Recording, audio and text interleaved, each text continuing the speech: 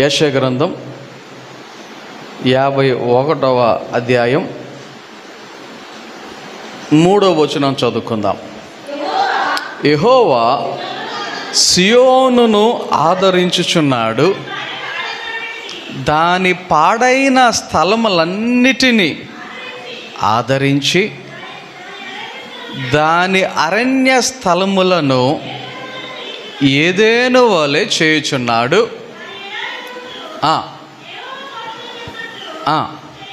చూడండి, వాక్యంలో మనం చదివినటువంటి యొక్క విషయాలను కొన్ని మనం ఆలోచన చేద్దాం. దాని ఎడారి భూములు యెహోవా తోట వలెనగునట్లు చేయుచున్నాడు, ఆనంద సంతోషములను కృతజ్ఞతాస్తుతియు సంగీత గానమును దానిలో వినబడను.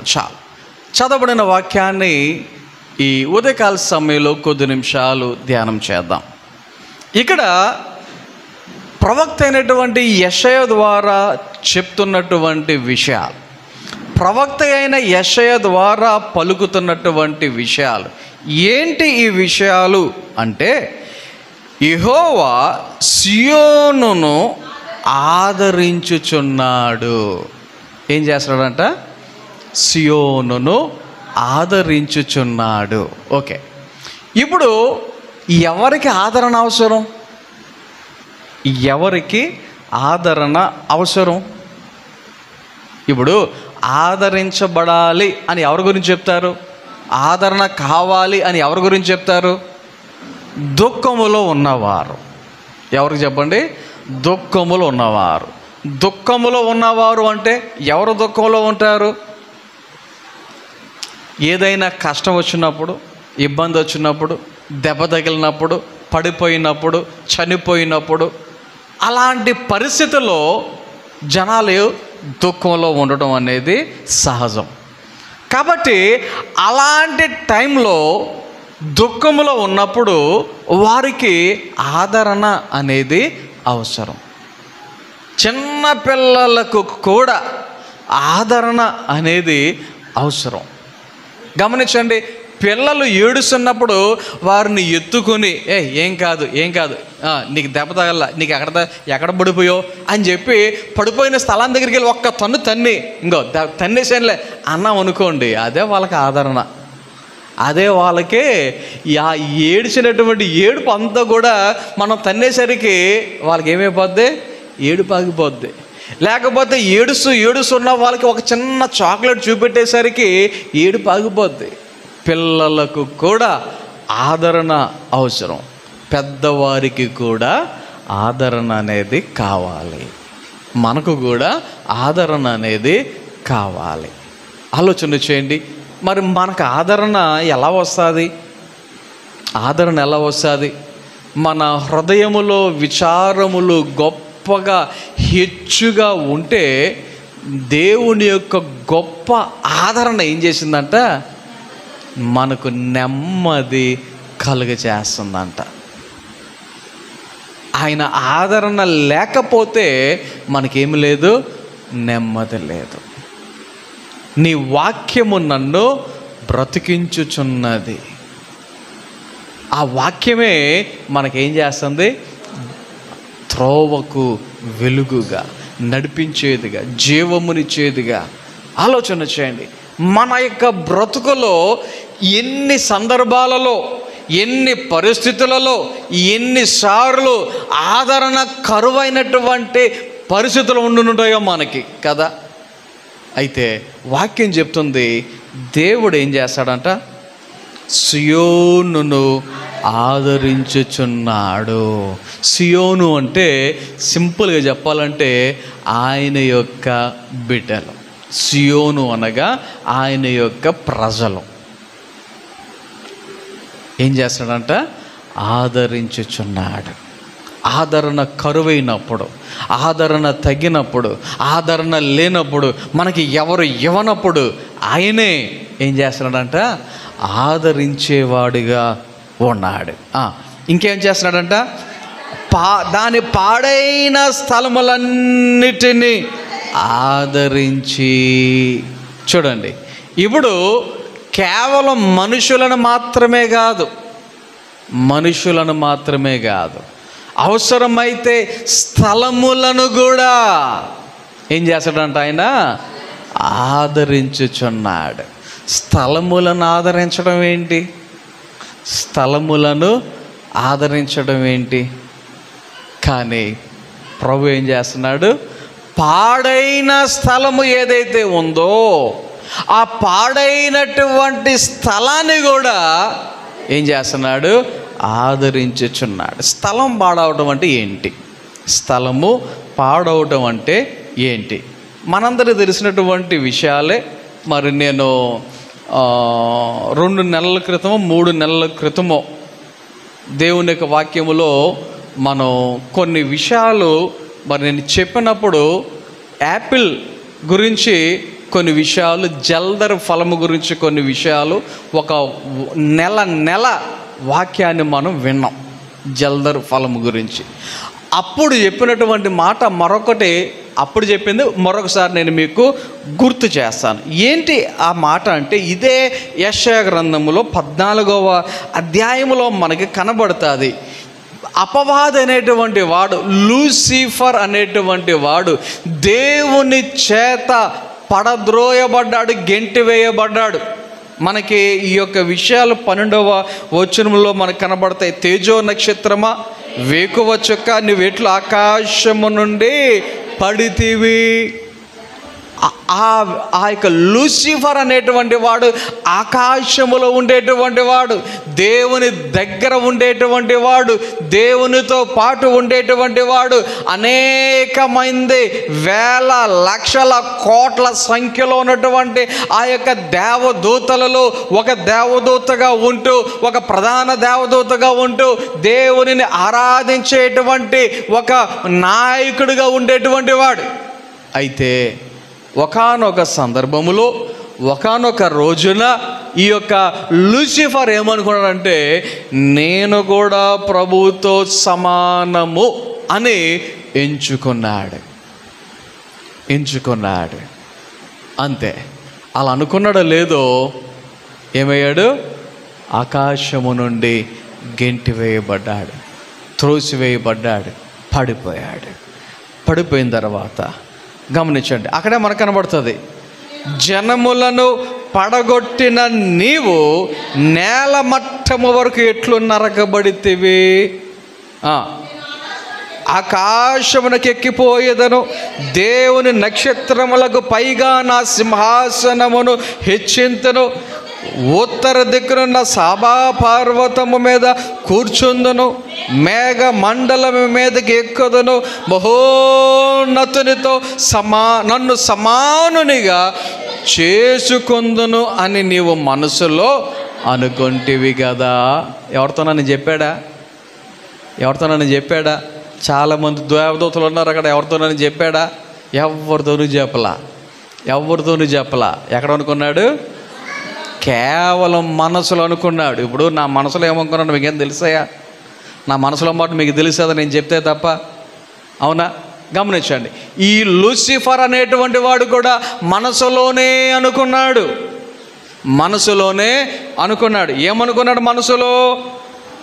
ఆకాశమునకు ఎక్కిపోవుదును, దేవుని నక్షత్రములకు పైగా నా సింహాసనమును హెచ్చింతును, ఉత్తర దిక్కున సభా పర్వతము మీద కూర్చుందును, మేఘ మండలము మీదకి ఎక్కుదును, మహోన్నతితో నన్ను సమానునిగా చేసుకొందును. ఇవి వాడు మనసులో అనుకున్నటువంటి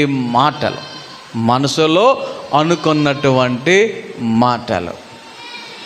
ఆలోచన చేయండి. నీ మనసులో నువ్వు ఏమనుకుంటావో, నువ్వు మనసులో అనుకున్న దానికి కూడా ప్రతిఫలము నువ్వు పొందుకుంటావు.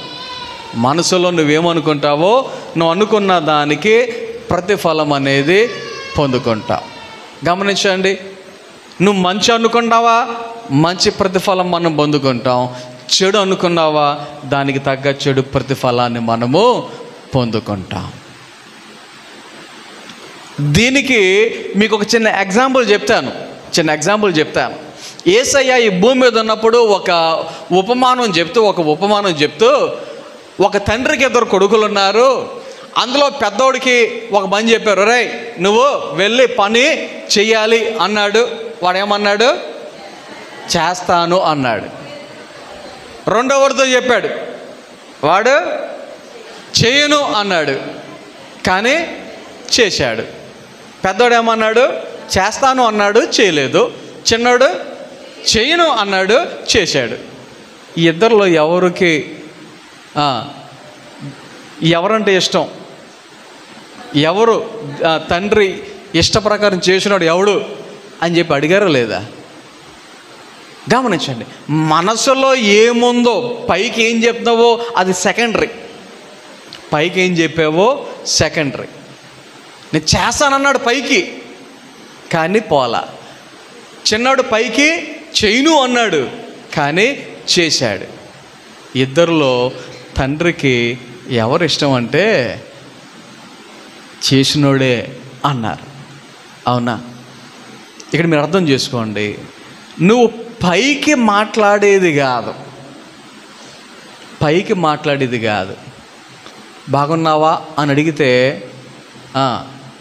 మంచిగా అడిగితే నో ప్రాబ్లం, ఎదుటి నుంచి బాగున్నాను అని చెప్తారు.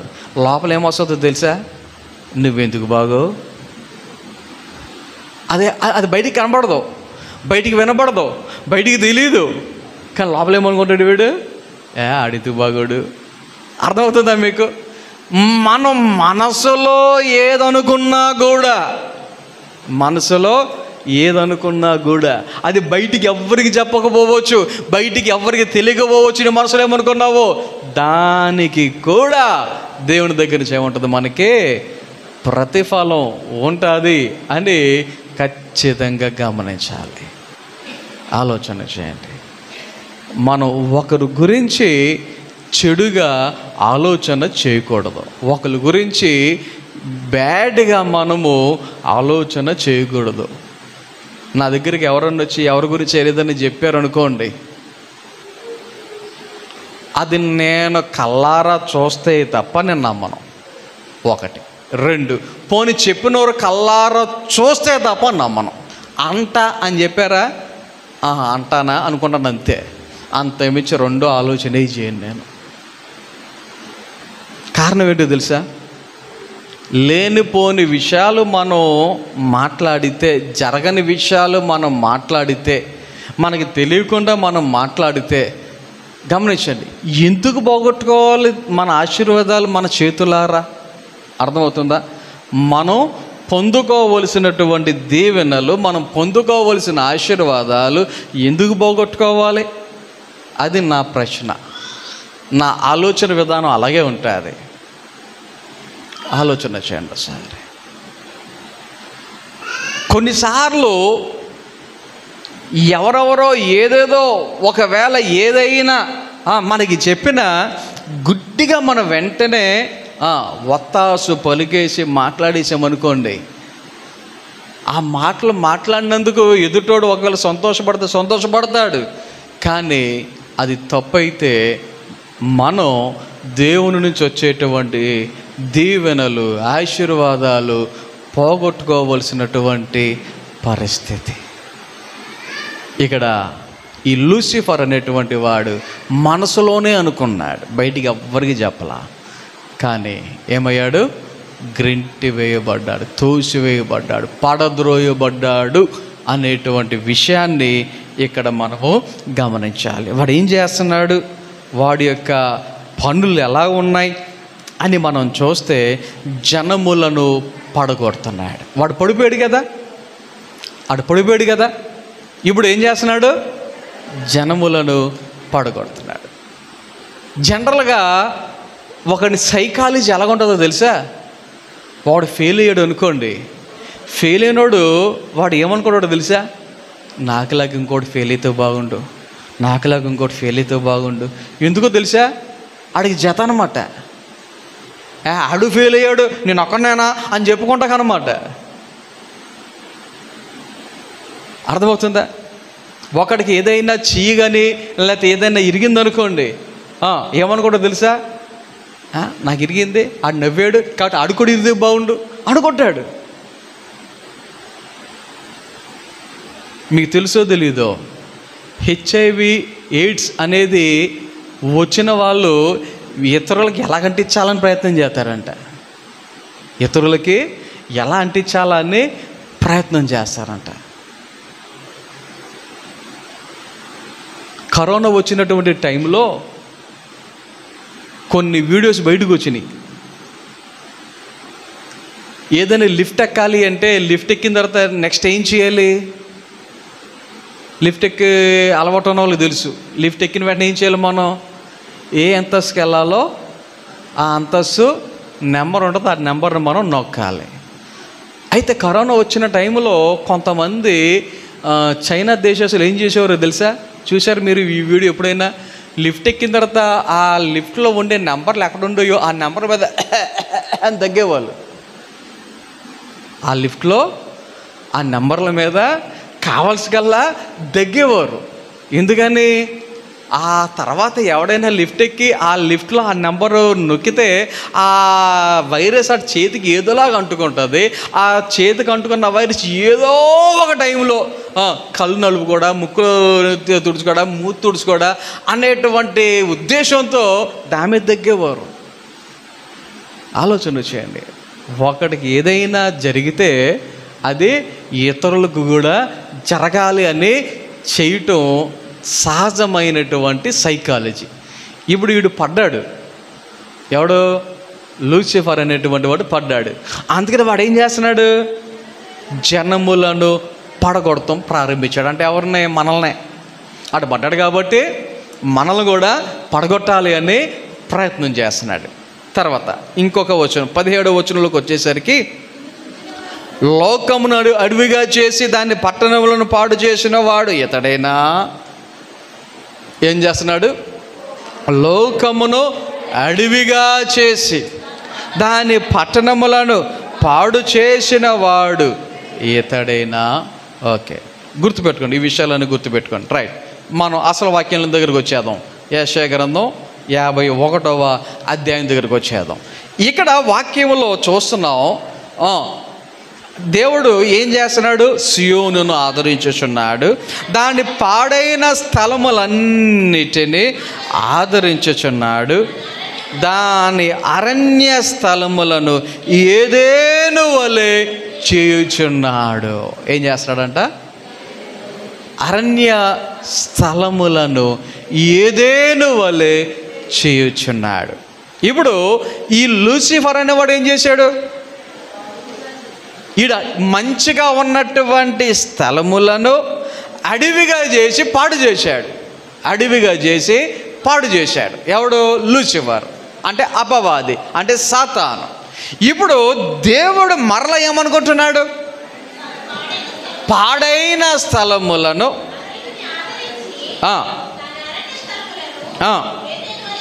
ఏదేను వలె చేయుచున్నాడు. ఇప్పుడు దేవుడు ఏం చేయాలనుకుంటున్నాడు అంటే, ఈ పాడైపోయినటువంటి ఈ స్థలాలు ఏవైతే ఉన్నాయో, లేకపోతే ఈ యొక్క మంచిది అరణ్యముగా ఏదైతే అరణ్యం అయిపోయినదిగా ఉన్నదో అటువంటి దానిని మరలా ఏదేను వలె చేయాలి, ఏదేను వలె ఉండాలి. ఇది ఆయన యొక్క ఉద్దేశం. ఇది ఆయన చెయ్యాలనుకుంటున్నటువంటి పని. ఒకసారి మొదటి నుంచి చదువుదాం. 51వ అధ్యాయం మొదటి నుంచి చదువుదాం. నీతిని అనుసరించుచు యెహోవాను వెదుకుచు ఉండువారులారా నా మాట వినుడి. ఎవరు వినమంటున్నాడు? నీతిని అనుసరించుచు యెహోవాను వెదుకుచు ఉండువారులారా. అంటే నీతిని అనుసరించేవారు యెహోవాను ఏం చేసేవారుగా ఉంటారు? వెదుకేవారుగా ఉంటారు. లేక యెహోవాను వెదుకవారు ఏం చేస్తూ ఉంటారు అంటే నీతిని అనుసరించేవారుగానే ఉంటారు. అలాంటి వారితో చెప్తున్నటువంటి మాట, నా మాట వినుడే. చూడండి, ఇక్కడ ఇంకొక విషయాన్ని గమనించాలి. ఒకవేళ కొన్ని సందర్భాలలో నీతిగా ఉన్నను లేక యెహోవాను వెతుకుచూ ఉన్నను దేవుని మాట వినకపోవచ్చేమో, దేవుని మాట వినకుండా ఉండొచ్చేమో.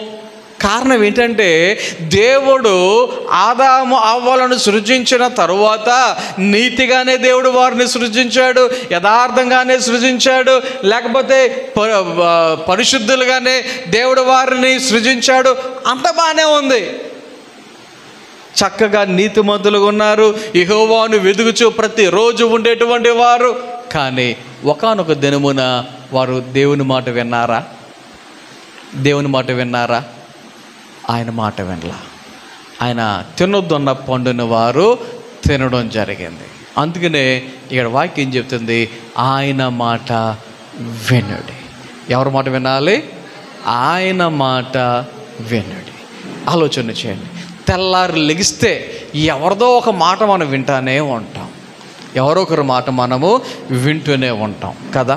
అయితే వాక్యం చెప్తుంది దేవుని మాట వినాలి. ఎవరి మాట వినాలి? దేవుని మాట వినాలి. తర్వాత మీరు ఏ బండ నుండి చెక్కబడితేరో దానిని ఆలోచించుడి. ఎక్కడి నుంచి చెక్కబడ్డారు? ఎక్కడి నుంచి చెక్కబడ్డారు? ఏ బండ నుండి చెక్కబడితేరో. ఇప్పుడు ఇంతకీ వాక్య ప్రకారంగా బండ అంటే క్రీస్తు. ఆ బండ క్రీస్తే అని వాక్యం స్పష్టంగా మనకు తెలియజేస్తూ ఉంది. ఏ బండ నుండి చెక్కబడితిరో. వాక్యంలో మనకు అందరికీ తెలిసిన మాట, మన స్వరూపములో చేద్దాం అనుకున్నాడు దేవుడు. ఎవరిని? ఆదామును. సో మనముడు ఎవరు పోలికలో ఉన్నాం? పుట్టినప్పుడు ఆ పుట్టినటువంటి పిల్లల దగ్గరికి వచ్చిన తర్వాత వచ్చేటువంటి పెద్దవాళ్ళు ఎవరైనా కానీ, అరే ఇడు ముక్కు చూడు అలా బాబు ముక్కులాగా ఉంది, లేదా ఆడి చెవులు చూడు అలా అమ్మ చెవుల్లో ఉన్నాయి, ఆడి గడ్డం చూడు, ఆడి బొగ్గలు చూడు, కళ్ళు చూడు అంటారనరా? ఎందుకంటారు? వాళ్ళమ్మ లేకపోతే వాళ్ళ నాన్న లేకపోతే మేనత్తలో మేనమామలో అమ్మమ్మ తాత నాయనమ్మ తాత ఎవరో ఒకళ్ళు పోలిక ఏదో కనబడుతుంది కదా. అందుకని ఏం చేస్తారు? ఆ పోలికలో ఉన్నాడు, ఈ పోలిక చెప్తారా చెప్పరా?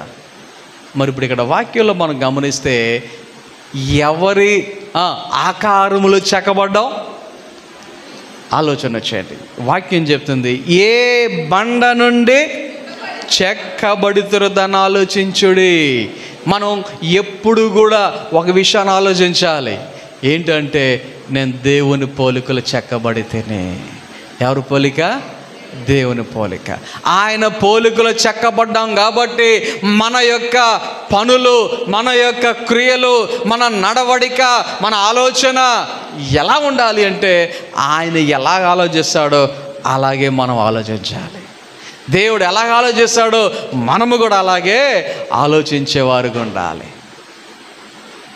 తర్వాత మీరు ఏ గుంట నుండి త్రవ్వబడితిరో దాన్ని ఆలోచించుడి. ఏం చేయాలంట? ఏ గుంట నుండి త్రవ్వబడితిరో. ఒక్కసారి ఆలోచన చేయండి. ఏ గుంట నుంచి త్రవ్వబడ్డాం? చచ్చిపోయిన తర్వాత గుంట తీసి అందులో పడేస్తారు మనల్ని. దానికి ఎంత మంచి చెక్క వేసినా, ఎంత మంచి డిజైన్లు పెట్టినా, ఎంత విలువైన డెకరేషన్ చేసినా అవన్నీ ఏమైపోతాయి? కొన్ని రోజులకి కుళ్ళిపోతాయి. అవునా? అయితే దానికంటే ముందు ఏ గుంట నుండి తవ్వబడ్డారో అంటే ఇంకొక మాట చెప్పమంటారా? దేవుడు ఆదాముని చేసినప్పుడు దేన్ని తీసుకున్నాడు? ఏది? మట్టేనా? నేల మట్టే కదా. ఆలోచన చేయండి. మనము నేల మట్టి నుండి చేయబడిన వారము. మనం ఎవరము? నేల మట్టి నుండి సృజింపబడిన వారము. మన బ్రతుకులు మట్టి. ఈ మట్టి బ్రతుకులలో ఆయన ఎప్పుడైతే జీవాయువును ఊదాడో అప్పుడు మనం ఏమయ్యాం? జీవాత్మ అయ్యాం. అప్పటి వరకు మనం మట్టే. అప్పటి వరకు మన బ్రతుకులు మట్టే. గమనించండి, ఈ మట్టి బ్రతుకులో ఈ ఆత్మ ఏదైతే, దేవుడు ఇచ్చినటువంటి ఆత్మ ఏదైతే ఉందో ఆ ఆత్మ ఒక రోజున ఈ యొక్క మట్టిని విడిచిపెట్టింది అనుకోండి, ఏమవుతుంది? అప్పటి వరకు అయ్యగారు, లేకపోతే సారో, లేకపోతే అది ఇది అని వాళ్ళు ఏదైనా కానివ్వండి, వాళ్ళ పేర్లు పెట్టి ఇంత ఇలాగున అని సంబోధించిన ఆ ఆత్మ వెళ్ళిపోయిన తర్వాత సింపుల్గా శవం అనాలి, డెడ్ బాడీ అనాలి. అవునా? ఆలోచన చేయండి. మంచిగా ఉన్నంతసేపు చాలా గౌరవం ఉంటుంది, చాలా అది ఇది ఉంటుంది. కానీ ఈ ఆత్మ ఒక్కసారి ఈ యొక్క మట్టిని విడిచిపెట్టింది అంటే కంగారు. ఎందుకో తెలుసా? ఎప్పుడెప్పుడు గుంటలో పెట్టేయాలా అని, ఎప్పుడెప్పుడు గొదులు పెట్టేయాలా అని కంగారు ఉంటుందా? ఉండదా? ఒకవేళ కుటుంబ సభ్యులకి ఉండకపోవచ్చు, కానీ అక్కడ ఉన్నటువంటి చుట్టుపక్కల ఉన్న వాళ్ళు ఏం చేస్తారు? లేకండి, తీయండి, మోయండి, నడవండి అంటారా లేదా? చనిపోయినప్పుడు ఉండే హడావుడి మామూలుగా ఉండదు కదా. సో ఈ యొక్క మట్టి నుండి నిర్మించబడినది ఈ యొక్క దేహం, శరీరం. దానిని ఏం చేయాలంట? ఆలోచించుడి. తర్వాత మీ తండ్రి అయిన అబ్రహాము సంగతి ఆలోచించుడి. చూడండి, ఒకటే మన దేహం గురించి ఆలోచించేయమంటున్నారు. రెండోది ఏంటంట? మీ తండ్రి అయిన అబ్రహాము సంగతి ఆలోచించుడి, మిమ్మల్ని కనిన శారాను ఆలోచించుడి. అతడు ఒంటరి అయి ఉండగా నేను అతనిని పిలిచి తిని అతనిని ఆశీర్వదించి అతనిని పెక్కుమందగినట్లు చేసి తిని. ఎవరిని ఆలోచించమంటున్నాడు? అబ్రహామును శారాయిని ఆలోచించుడి అని చెప్తున్నాడు. అబ్రహాము తన ఊరిలో, తన దేశములో, తన బంధువులతో, స్నేహితులతో చాలా బాగున్నాడు, అన్నదమ్ములతో బాగున్నాడు, అన్నదమ్ముల బిడ్డలతో బాగున్నాడు. కానీ ఒకరోజు నా దేవుడు వెళ్ళి అబ్రహాముతో అన్నాడు, నువ్వు వచ్చేయి, నీ దేశాన్ని వీడు, నీ తండ్రి ఇంటిని వీడు, నేను చూపించే దేశానికి వెళ్ళాం. దేవుడు ఎప్పుడైతే రమ్మన్నాడో ఒక్క మాట మాట్లాడకుండా అందరిని విడిచి వెళ్ళిపోయాడు. ఆలోచన చేయండి, ఒంటరిగా వెళ్ళాడు. ఒంటరిగా అంటే ఒకడే చేతులు ఒప్పుకుంటాను కాదు, కానీ నా ఉద్దేశం తనతో పాటు తన భార్య ఉంది. తన భార్యతో పాటు ఇంకొకరు కూడా వచ్చారు. లోతు కూడా వచ్చాడు, తన యొక్క సహోదరుని యొక్క కుమారుడు లోతు కూడా వచ్చాడు. అయితే ఒంటరిగా వచ్చిన వాడు తర్వాత ఏమయ్యాడు? ఆశీర్వదింపబడ్డాడు. చెప్పలేనంత, లెక్కలేనంత మందలు, పనివారు, ఆస్తి, దాసీలు కలిగారా లేదా? ఏమి తెచ్చుకోవాలా, కానీ తర్వాత దేవుడు ఆశీర్వదించడం లేదా? గమనించండి. శారాయి వాళ్ళు బయలుదేరి వచ్చినప్పుడు 75 సంవత్సరాలే. 25 సంవత్సరాల తరువాత పిల్లలు లేరు, గొడ్రాలుగా ఉంది. కానీ అలాంటి ఆమెకు కూడా దేవుడు ఏం చెప్పాడు? నీ గర్భమున వారసుడు పుడతాడు. ఏమన్నాడు? నీ గర్భమున వారసుడు పుడతాడు. ఆలోచన చేయండి. మనందరికీ తెలుసు, ఇస్సాకు పుట్టాడు. వృద్ధాప్యములో ఇస్సాకు పుట్టాడు. మనందరికీ తెలుసు. మరి ఆ యొక్క సందర్భాన్ని కనుక మనం జ్ఞాపకం చేసుకుంటే, గొడ్రాలు అని చెప్పేసి పిలిపించుకోవడం అంటే ఎవరికి ఇష్టం? అదేమైనా సంతోషంగా ఉంటుందా? కానీ ఇస్సాకు ద్వారా నవ్వు కలిగింది. ఎవరికి? శారాయికి. సంతోషం వచ్చింది ఆ కుటుంబానికి. దేవునికి వాగ్దానం నెరవేరింది. దేవుడు చెప్తున్నాడు, వాళ్ళను కూడా నువ్వు జ్ఞాపకం చేసుకో, వాళ్ళని కూడా నువ్వు జ్ఞాపకం చేసుకో. ఆ తర్వాత మనం ఇందాక చదివినటువంటి వచనం, 3వ వచనం, ఒక్క నిమిషం ఒక్క నిమిషం ఆ 3వ వచనాన్ని ఒక్కసారి మనం పక్కన పెట్టి 4 కూడా చదువుదాం. నా ప్రజలారా నా మాట ఆలకించుడి, నా జనులారా నాకు చెవియొగ్గుడి. ఉపదేశము నా యొద్ద నుండి బయలుదేరును, జనములకు వెలుగు కలుగునట్లుగా నా విధిని నియమింతును. దేవుడు చెప్తున్నమాట ఏమంటున్నాడు? ఎప్పుడైతే ఆయన మాట వింటామో, ఎప్పుడైతే ఆయన యొక్క మాటను మనం ఆలకిస్తామో, ఎప్పుడైతే ఆయనకు చెవియొగ్గి వింటామో, ఉపదేశము నా యొద్ద నుండి బయలుదేరును. దేవుని యొక్క మాట ఎప్పుడు మన దగ్గరకు వస్తుందో తెలుసా? మొదట ఏం చేయాలంట? మనము ఆయన మాట ఆలకించాలి, తర్వాత ఆయనకు చెవియొగ్గి వినాలి. మనం వింటే, ఆలకిస్తే అప్పుడు దేవుడు ఏం చేస్తాడు? ఉపదేశము నా యొద్ద నుండి బయలుదేరును, జనములకు వెలుగు కలుగునట్లుగా. చూడండి ఒకసారి, ఏం కలగడానికి? జనములకు వెలుగు కలుగునట్లుగా నా విధిని నియమించును. ఆయన ఇచ్చేటువంటి విధి విధానాలు ఎందుకు? ఆయన ఇచ్చేటువంటి ఆజ్ఞలు ఎందుకు? ఆయన ఇచ్చేటువంటి కట్టడాలు ఎందుకు అంటే సింపుల్. మనం అర్థం చేసుకోగలిగితే వాక్యం స్పష్టంగా చెప్తుంది, మనకి వెలుగు కలగటానికి. ఎందుకంట వెలుగు కలగటానికి. వెలుగు, మన జీవితాలు వెలుగుగా ఉండాలి అని, మన బ్రతుకులు వెలుగుగా ఉండాలి అని దేవుడు కోరుతూ ఉన్నాడు. దేవుడు ఆలోచన చేస్తూ ఉన్నాడు. అలా కలగాలి అని ఆయన మాట వినాలంటూ ఉన్నాడు. ఆయన యొక్క మాటకు చెవి యొగ్గాలని అంటూ ఉన్నాడు. మరి మనం ఎంతవరకు ఆయన మాటలు వింటున్నాం? ఎంతవరకు ఆయన యొక్క మాటలను ఆలకించేవారుగా ఉన్నాం? ఎంతవరకు ఆయన యొక్క మాటలకు చెవి యొగ్గేవారుగా ఉంటున్నాం? ఆలోచన చేయండి. ఎన్ని చేసినా, ఎంత చెప్పినా, ఎంత వివరించినా, నా మాట నేను అనుకున్నదే చేస్తా అంటే,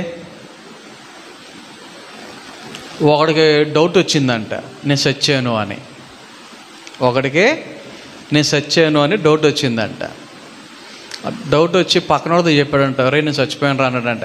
నువ్వు చచ్చిపోతే ఎలా మాట్లాడతావు, నువ్వు సావలేదు అన్నాడంట. లే నేను చచ్చాను అన్నాడంట. నువ్వు సావలేదు అన్నాడంట. ఎంత చెప్పి నేను చచ్చానేనా అంటున్నాడు.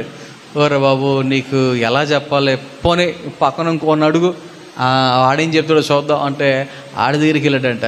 మరి వీడికి పెద్ద డౌట్ వచ్చింది, కొద్దిగా డౌట్ క్లియర్ చేయన్నాడంట. ఏంట్రా నీ డౌట్ అంటే, రే నేను చచ్చిపోయాను రా అన్నాడంట. నువ్వు దెయ్యమా అన్నాడంట. ఏమో నువ్వే చెప్పాలంటే, కాదు నువ్వు మనిషివే, గిలేను, నీకు నొప్పి వచ్చింది కాబట్టి నువ్వు చావలా అన్నాడంట. లేదు నేను చచ్చాను అంటున్నాడంట. ఎలా కాదు రా హాస్పిటల్ తీసుకెళ్తా అని చెప్పి డాక్టర్ దగ్గర తీసుకెళ్ళారంట. డాక్టర్ దగ్గర తీసుకెళ్ళి డాక్టర్ గారిని టెస్ట్ చేయమన్నారంట. ఏమన్నా టెస్ట్ చేయండి అన్నాడు. డాక్టర్ అన్నాడంట, అలా ఏం జరిగిందో చెప్పు, జబ్బు ఏంటి అప్పుడు నేను చెప్తాను, ఏ టెస్ట్ చేయాలో ఏం చెప్పకుండా టెస్ట్ చేయమంటున్నావేంటి అన్నాడంట. అలా కదండి వీడు చచ్చాను అంటున్నాడు. అంటే ఎర్రా బాబు చచ్చావా? చచ్చాను అన్నాడంట. సత్తుని ఎలా మాట్లాడుతున్నావు అంటే, లేదండి నేను చచ్చాను అంటాడంట.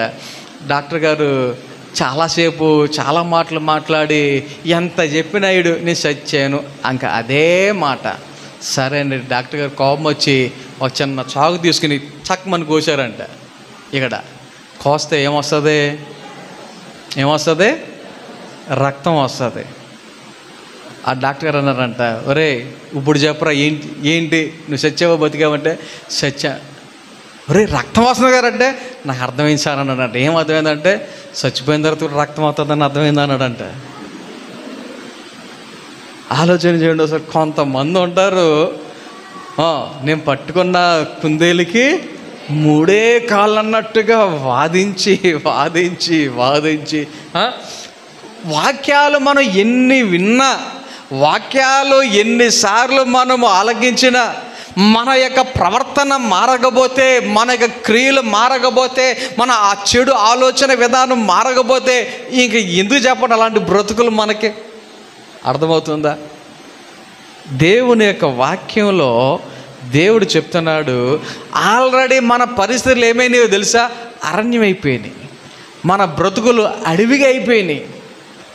దేవుడు ఏమంటున్నాడు మళ్ళా? దానిని ఏదేను వలె చేయుచున్నాను. ఏదేనులా చేయాలి, అది ఆయన యొక్క ఆశ. ఏదేను గురించి ఆలోచన చేస్తే ఒక 2-3 విషయాలు చెప్తాను. ఏదేను తోట గురించి 2-3 విషయాలు చెప్తాను. ఈ ఏదేను తోట అనేది ఎక్కడుంది అని ఆలోచన చేస్తే మెసొపొటేమియా అనేటువంటి ప్రాంతంలో ఉండేది. మెసొపొటేమియా అనేది ఇప్పుడు లేదు, దాని పేర్లు మార్చబడ్డాయి. ఇప్పుడు మార్చబడినటువంటి పేర్లు ఏంటంటే ఇరాన్, ఇరాక్. ఈ పేర్లు విన్నారు కదా? ఇరాన్ అనే పేరు విన్నారు, ఇరాక్ అనే పేరు విన్నారు. ఈ ఏదేను తోట అనేది ఆ దేశాలకు మధ్యలో ఉండేది. ఎలా చెప్పొచ్చు, మీరు ఎలా చెప్తారు అని మీకు ఒక డౌట్ రావచ్చు. ఆ ఏదేను తోటను దేవుడు సిద్ధపరిచినప్పుడు ఏం చేశాడు? ఆయన 4 నదులు పారజేశాడు. ఎన్ని? 4 నదులను దేవుడు ఆ ఏదేను తోటలో నుంచి బయలుదేరి వెళ్ళేటట్లుగా, ప్రవహించేటట్లుగా 4 నదులను ఆయన చేశాడు. ఆ 4 నదుల పేర్లేంటి? ఒకటి యూఫ్రటీసు, టైగ్రిస్, గీషోను, ఇంకోటి చదవండి ఒకసారి, 2వ అధ్యాయంలో ఉంటుంది కదా, ఆదికాండం 2వ అధ్యాయంలో 4 నదుల పేర్లు ఉంటాయి కదా మనకి. అయితే అందులో గీషోను అనేటువంటి నది, అలాగే ఏంటది పీషోను, ఈ 2 నదులు ఎండిపోయినాయి.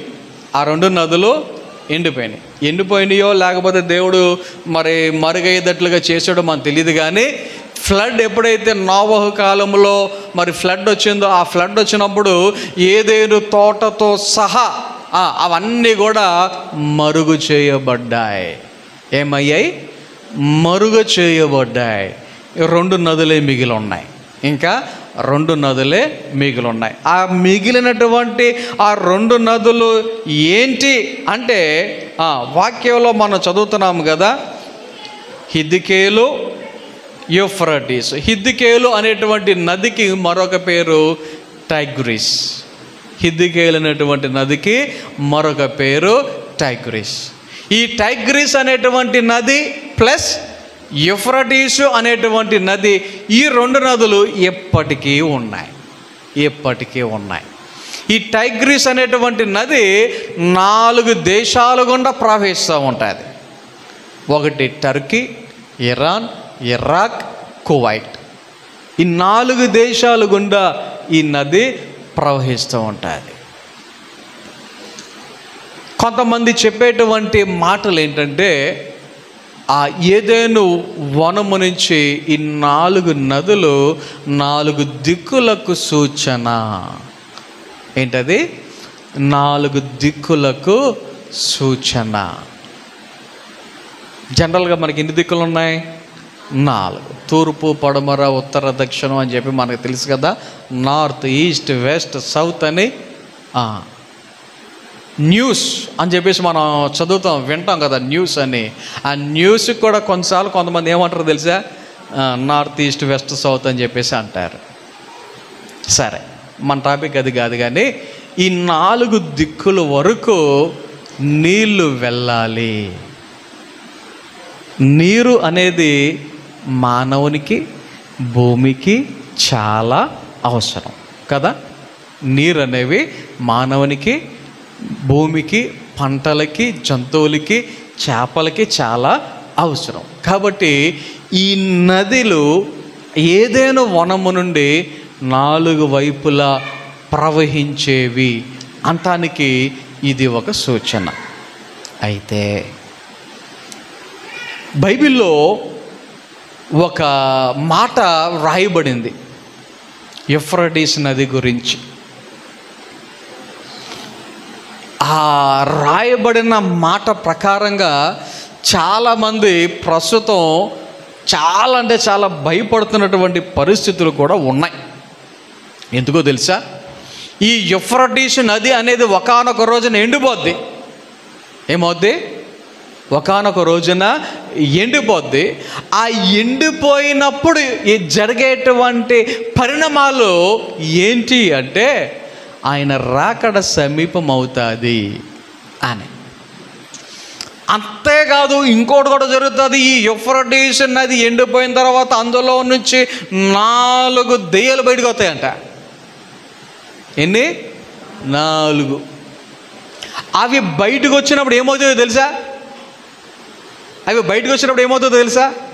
ఒకే గంటలో భూమి మీద 3వ వంతు చచ్చిపోతారు. ఒకే గంటలో భూమి మీద 3వ వంతు చనిపోతారు. అంటే 100 మందిలో 75 మంది చచ్చిపోతారు ఒకేసారి. అంటే ఎంతమంది మిగులుతారు? 25 మంది మిగులుతారు అన్నమాట. 800 కోట్ల జనాభా ఈ భూమి మీద. ఒకవేళ ఉన్న బలంగా ఇది జరిగితే దాని అర్థం ఏంటో తెలుసా? 600 కోట్ల మంది ఉచ్చిపడాక ఒకేసారి. అది వాళ్ళు చెప్పేటువంటి మాట. ఇది ఒక రోజున జరగబోతుంది. విషయం ఏంటంటే యూఫ్రటీస్ నది గురించి మీరు ఒకసారి యూట్యూబ్లో చూడండి. ఇంతకుముందు ఎలాగున కలకలలాడేదో, ఎలాగున నీళ్ళుండేవో, కానీ ఇప్పుడు అది ఎండిపోతూ ఉంది. నీరు తగ్గిపోతూ ఉంది. తగ్గడం అంటే ఏదో 1 అంగుళం 2 అంగుళాలు కాదు, చాలా నీరు ఇప్పటికే తగ్గిపోయింది. ఇది ప్రస్తుత పరిస్థితి. జనాలకి భయం మొదలైంది, శాస్త్రవేత్తలకి భయం మొదలైంది. లేకపోతే దేవుని యొక్క వాక్యాన్ని చెప్పేటువంటి వారు అనేక మంది ఆ యొక్క నది ఎండిపోవటాన్ని బట్టే దేవుని రాకడ సమీపమైనది అనేటువంటి విషయాలు కూడా ఎక్కువగా చెప్పడం ప్రారంభించారు. గమనించండి. ఇంకొక విషయం చెప్తా. దేవుడు ఏదైనా తోటను చేసినప్పుడు, ఆ ఏదైనా తోటలో దేవుడు ఆదాము అవ్వలను పెట్టినప్పుడు, ఆ యొక్క ఏదైనా తోటలో ఆదాము అవ్వలతో పాటు చాలా చెట్లు ఉన్నాయి, పూల చెట్లు ఉన్నాయి, పండ్ల చెట్లు ఉన్నాయి, అవన్నీ ఉన్నాయి. వాటిలో దేవుడు స్పెషల్గా పెట్టినటువంటి కొన్ని చెట్లు కూడా అక్కడ ఉన్నాయి.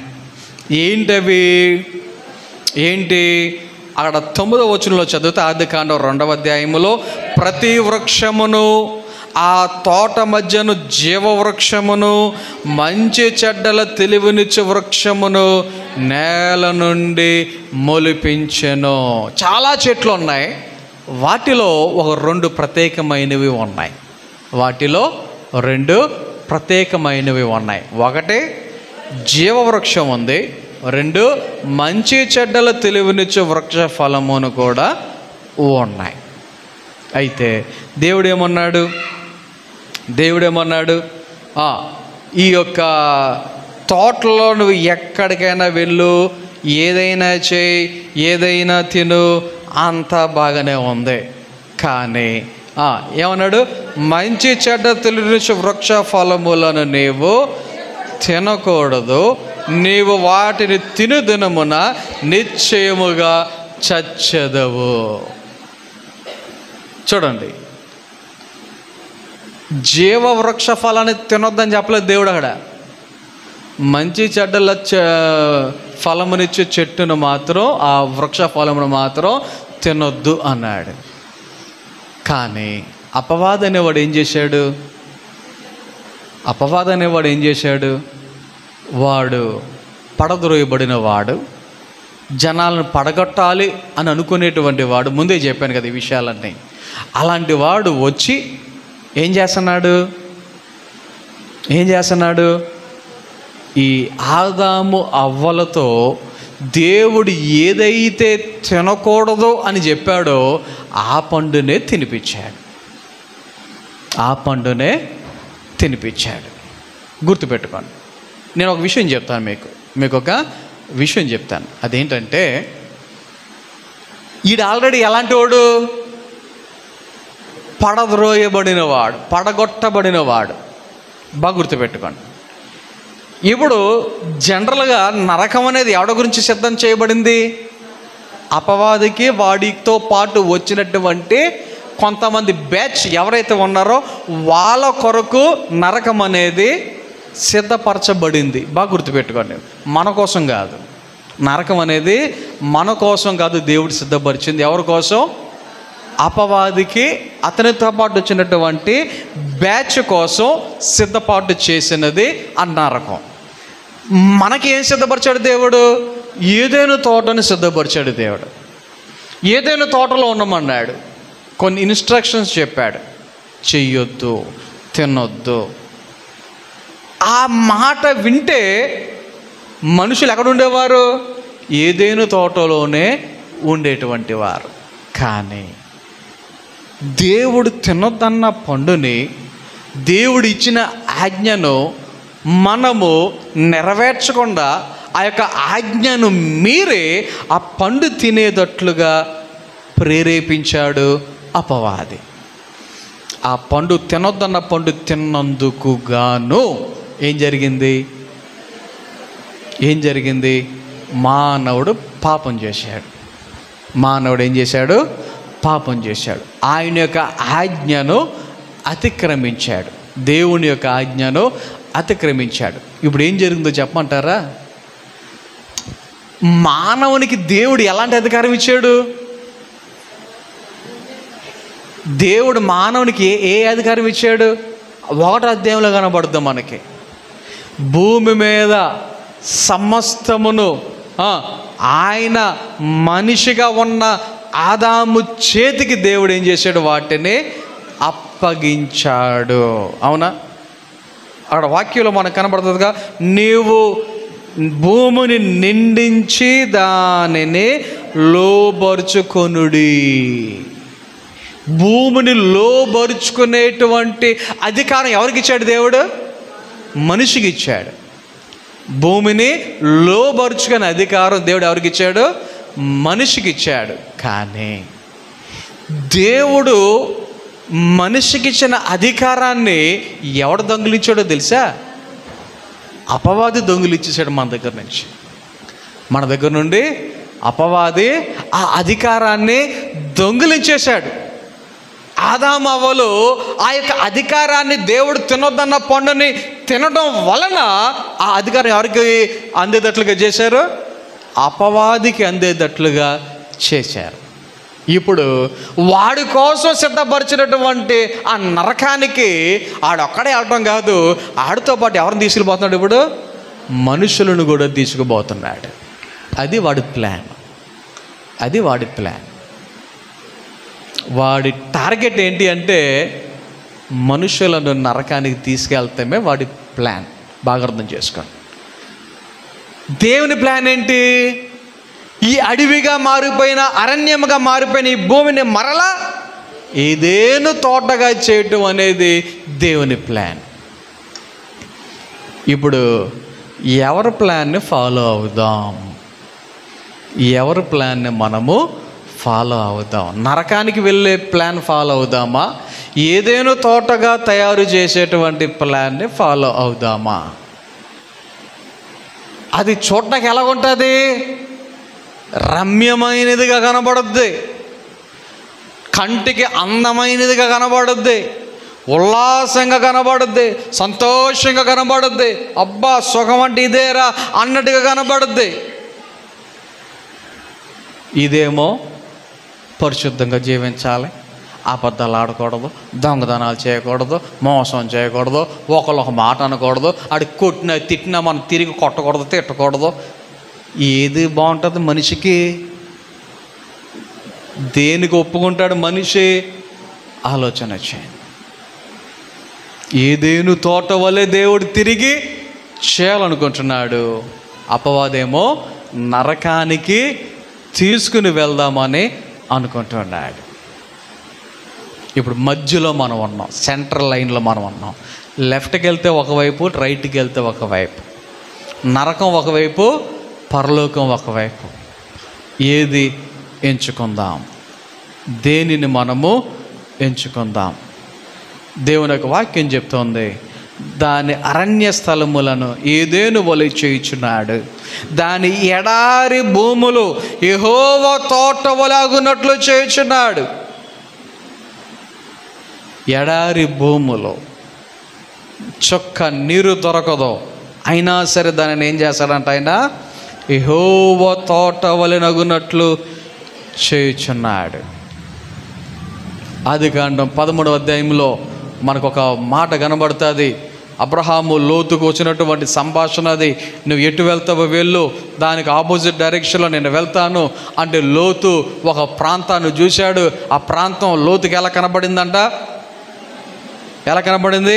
13వ అధ్యాయంలో 10వ వచనంలో చదివితే, లోతు తన కన్నులెత్తి యొర్దాను ప్రాంతం అంతటిని చూచెను. యెహోవా సొదొమ గొమొరను పట్టణములను నాశనము చేయకమునపు సోయారుకు వచ్చే వరకు అదంతా యెహోవా తోట వలెను, ఐగుప్తు దేశము వలెను, నీళ్లు పారు దేశమై ఉండెను. ఎలాగుందంట అది? యెహోవా తోట వలె. ఇంకేముంది? ఐగుప్తు దేశము వలె, నీళ్లు పారు దేశమై ఉండెను. ఈ దేశములో ఇది అడవిగా మారిపోయిన, అరణ్యముగా మారిపోయిన, లేకపోతే ఎడారిగా మారిపోయిన ఈ భూమిని దేవుడు ఏం చేస్తానంటున్నాడు? యెహోవా తోట వలె అగునట్లు చేయను. ఈ తోటలో నువ్వు ఎలా ఉండాలంటే నీరు వలె ఉండాలి. ఎలా ఉండాలి? నీరు వలె ఉండాలి. నీరేం చేస్తుంది? నీరేం చేస్తుంది?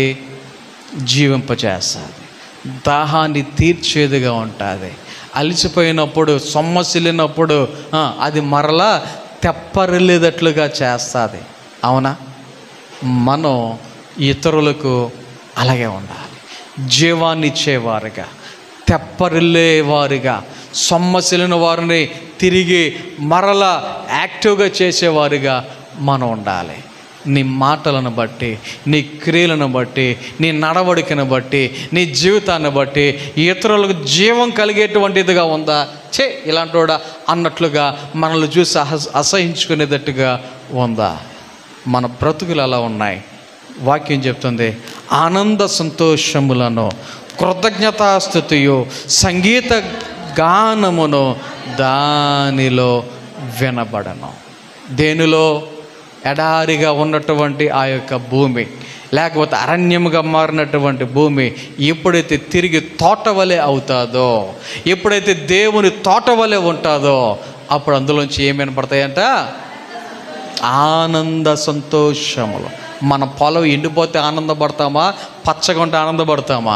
నీళ్ళు లేకుండా ఉంటే ఆనందపడతామా? నీళ్ళు వచ్చి పంట మంచిగా పండుతూ ఉంటే ఆనందపడతామా? వాక్యం అదే చెప్తుంది. ఏమంటుంది? మనము ఆనంద సంతోషములను, కృతజ్ఞతాస్తుతియు, సంగీత గానములు దానిలో వినబడేటట్లుగా చేయాలి. గమనించండి. ఆఖరిగా ఒక మాట చెప్పి ముగిస్తా. ఏదేను తోట అంటే దేవునికి ఇష్టమైన ప్రదేశం. ఏదేను తోట అంటే దేవుడు నివసించాలనుకున్న ప్రదేశం. ఏదేను తోట అంటే దేవుడు సంచరించిన, లేకపోతే సహవాసాన్ని కలిగినటువంటి ప్రదేశం. ఈ రోజున నీ జీవితంలో ఏదేను తోటగా ఉన్నావా, లేక ఎడారిగా ఉన్నావా? ఏదేనుగా ఉంటే, ఏదేనుగా మారితే, ఎడారిగా ఉన్నటువంటి నీ జీవితం ఏదేనుగా మార్చుకుంటే నీలోకి కూడా దేవుడు వచ్చి నీలో నివసించడానికి ఆయన ఇష్టపడుతున్నాడు. నీలో వచ్చి నీళ్ళతో సహవాసం చేయటానికి ఆయన ఆశపడుతూ ఉన్నాడు.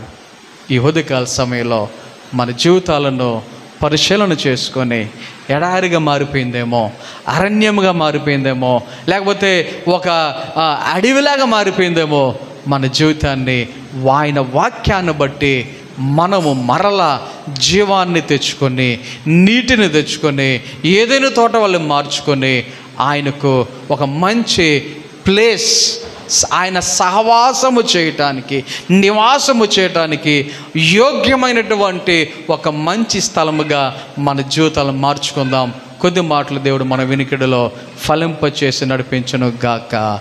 ఆమేన్. ప్రార్థన చేసుకుందాం. అందరూ కూడా మోకరించండి. దేవుని సన్నిధిలో ఆయన యొక్క శరీరాన్ని, ఆయన రక్తాన్ని స్వీకరించడానికి మనమందరం ముందుకు మరి ఈ సమయంలో ముందుకు వచ్చి పాల్గొందాం. దేవుని ఘనమైన నామమునకు వందనాలు, స్తోత్రాలు తండ్రి. నీ బిడ్డలైన మమ్మల్ని అందరినీ ప్రేమించి సజీవులుగా ఉంచి ఈ ఉదయకాల సమయంలో నీ యొక్క బిడ్డలమైన మేమందరము ఈ రీతిగా నీ సన్నిధిలో స్తుతించడానికి, ఆరాధించడానికి, గణపరచడానికి, నీ వాక్యాన్ని ధ్యానించడానికి, దేవాన్ని యొక్క బలరాధన కార్యక్రమంలో పాల్గొనడానికి ఇచ్చిన అవకాశాన్ని బట్టి వందనాలు, స్తోత్రాలు తెలియజేసుకుంటూ ఉన్నాం. మరి ముఖ్యముగా దేవా మరి యొక్క సమయంలో మమ్మల్ని మీ చేతికి అప్పగించుకుంటున్నాం. దేవాన్ని మేలుతో నింపండి, కృప చూపించండి. వారంలో జరబోయే కార్యక్రమాల్లో, పనుల్లో, ప్రయాణాల్లో తోడుగా ఉండండి. దేవా ఎవరికి ఎటువంటి అవసరతలు ఉన్నాయో సమస్తమును ఎరిగినటువంటి దేవుడు వారి అవసరతలు సహాయం దయచేయండి. ఈ ఉదయకాల సమయంలో నీ బిడ్డలు సన్నిధికి వచ్చి నీకు సమర్పించిన కానుకల అర్పణాలు బట్టి వందనాలు. ప్రతి ఒక్కరిని నూరంతులుగా, ముప్పదంతులుగా, అరుదంతులుగా ఫలింపచేయమని ప్రార్థన చేయొచ్చు ఉన్నాం. దేవా ఈ యొక్క కార్యక్రమాన్ని ముగించుకొని మేము భోజనాలు చేయబోచు ఉండగా దేవా మరి యొక్క భోజనాల విషయంలో సహాయం దయచేసి, దేవా మా నోటికి రుచికరముగా, మా దేహానికి ఆరోగ్యకరముగా దయచేసి నీ మేలుతో నింపి కృప చూపించమని మమ్మల్ని అందరినీ మీ చేతికి అప్పగించుకుంటూ మీరు నడిపించమని యేసు నామమున ప్రార్థన చేయుచున్నాము తండ్రి. ఆమేన్. మన తండ్రి దేవుని ప్రేమ, కుమారుడు యేసుక్రీస్తు వారి కృప, పరిశుద్ధాత్మిక అన్యోన్య సహవాసము, సహాయము, కాపుదల నడిపింపు ఇప్పుడు ఎల్లప్పుడు ఆయన బిడ్డలైన మనందరికీ, అలాగే ఈ జూలై నెలలో నూతన సంవత్సరంలో ప్రవేశించిన ఉన్న బిడ్డలందరికీ సదాకాలము తోడే నడిపించును గాక. ఆమేన్.